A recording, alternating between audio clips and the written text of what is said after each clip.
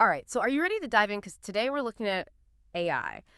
More specifically, we're going deep on kind of like the clash between like all this crazy innovation happening in AI, and like where does the government step in? With regulations and stuff. You've got two sources in front of you.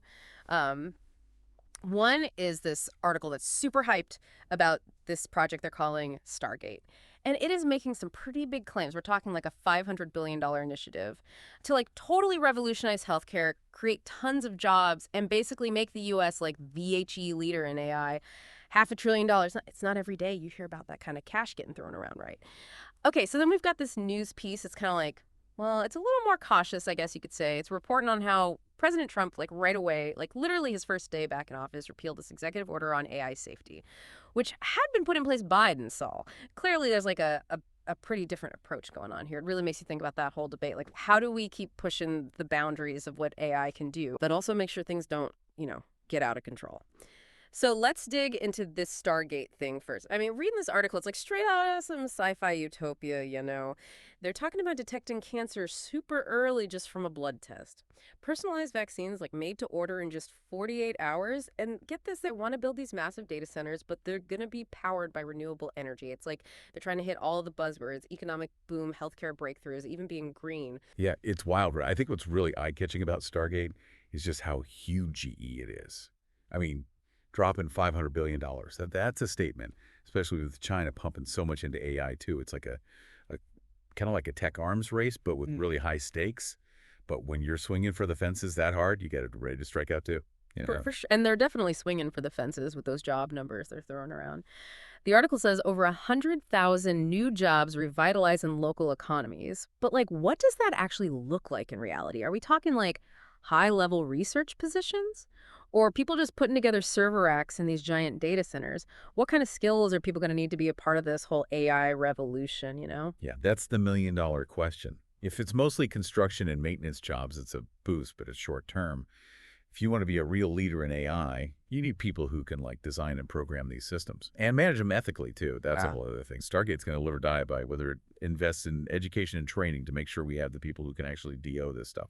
And we can't forget about the whole renewably powered thing. Even if it's clean energy, those data centers are still going to suck up a ton of power. I'm all for sustainability, but something this massive, you got to think about the environmental impact, right? Absolutely.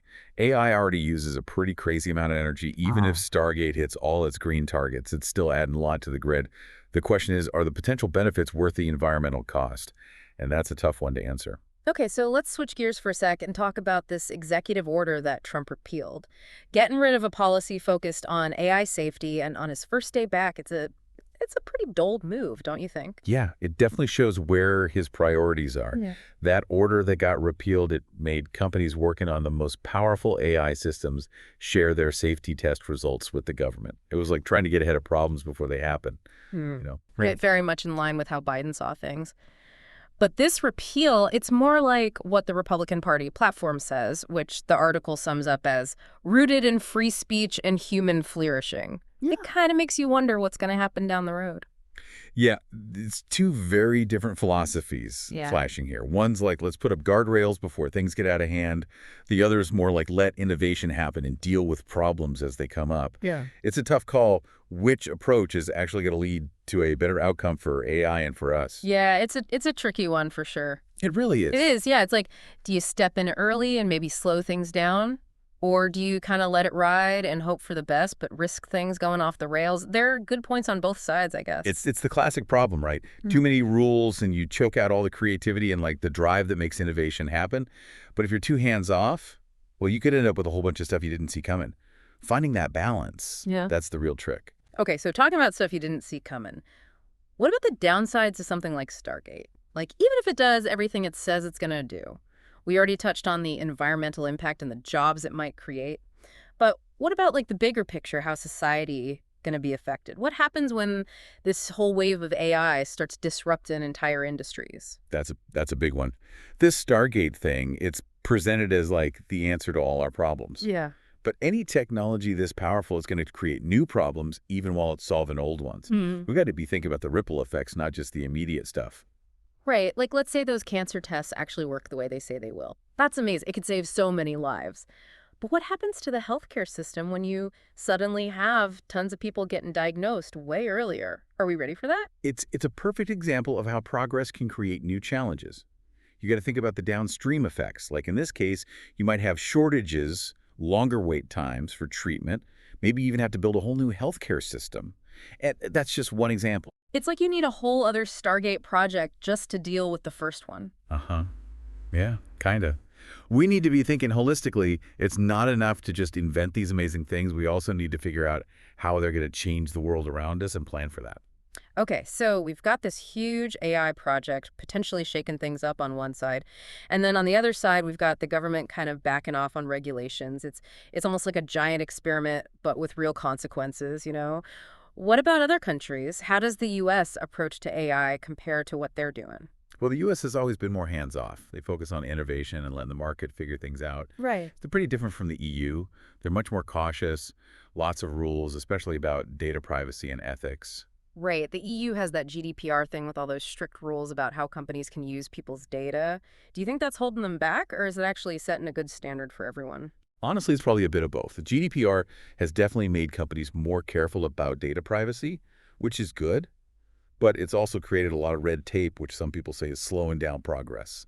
It's all about finding that balance. It's not easy. It seems like every approach has its pluses and minuses. So if we're trying to find that sweet spot between letting AI grow and not letting it become a runaway train, what can we actually DO? This all seems kind of big picture, but are there things regular people can do to influence how this technology develops? Absolutely. The first step is awareness. Hmm. The more people understand about AI, the good and the bad, the better decisions we'll make about how it's used. That's why conversations like this are so important. Right on. So keep listening to the deep dive, folks. Exactly. But it goes beyond just listening. We need to actually talk about this stuff. Talk to your friends, your family, your elected officials. Support companies that are developing AI ethically. Every little bit helps. It's like we're all writing the instruction manual for this crazy, powerful tool together. If enough people demand transparency and ethical practices, companies and governments are gonna have to listen. That's the power of people working together. And it's not just about avoiding the bad stuff. It's about pushing for the good stuff. Imagine if we use all this energy and money to tackle things like climate change or world hunger. AI could change the game if we focus it on the right goals. So it's not about being afraid of AI, it's about being smart about it, making sure it benefits everyone, not just a few people. That's actually kind of inspiring when you think about it that way. It really is. And that brings us back to what we've been talking about. AI is a reflection of us, our values, our choices, what we want to achieve. If we approach it carefully, work together, and focus on the bigger picture, the potential is huge. So we've talked about the big stuff, Stargate, the changes in US policy, and just the whole idea of balancing progress and responsibility. But for someone listening out there thinking, okay, this is all cool, but what does it mean for me? What can they actually do? It's not about knowing all the technical details. It's about being an informed citizen. Start by getting curious. There's a ton of information out there. Organizations like the Future of Life Institute, the AI Now Institute, even just keeping up with the news from reliable sources. Understanding the basics is how you form your own opinion. Yeah, it's like anything else, you wouldn't invest in a company without doing some research right. AI is affecting our lives more and more, so learning about it is almost like our duty at this point. Exactly. And once you've got the basics down, don't be afraid to speak up. Yeah. Talk to people, support companies doing AI the right way. It all makes a difference. It's like we're all building the instruction manual for this incredibly powerful tool together. If enough people say they want transparency and ethical practices, companies and governments have to pay attention. That's the power of collective action. And it's not just about stopping the bad stuff. It's about pushing for the good stuff. Imagine if we used all this energy and money to solve things like climate change or world hunger. AI could be a total game changer if we focus it on the right things. So it's not about fear in AI, it's about being intentional with it, steering it in a direction that helps everyone, not just a few. It's kind of inspiring when you put it that way. It really is, and that takes us back to the heart of our conversation. AI is a reflection of us, our values, our choices, what we hope for. If we're thoughtful, work together, and keep the big picture in mind, the possibilities are endless. All right, so we've covered like the big picture, Stargate, those policy changes, and that whole question of like, how do we make sure AI is a good thing, responsible and all that. Yeah. Definitely some heavy stuff. But for the average person listening to this, they might be thinking, okay, interesting, but what does this have to do with me? What can they actually do to like be a part of this whole conversation about AI? It's not about, being a tech whiz or anything. It's more about being an informed citizen. Like, start by just getting curious. There's tons of stuff out there. Organizations like the Future of Life Institute or the AI Now Institute, even just keeping up with the news from sources you trust. If you want to form your own opinion, you got to understand the basics first. Right. It's like anything else. You wouldn't buy stock in a company without doing a little research, right?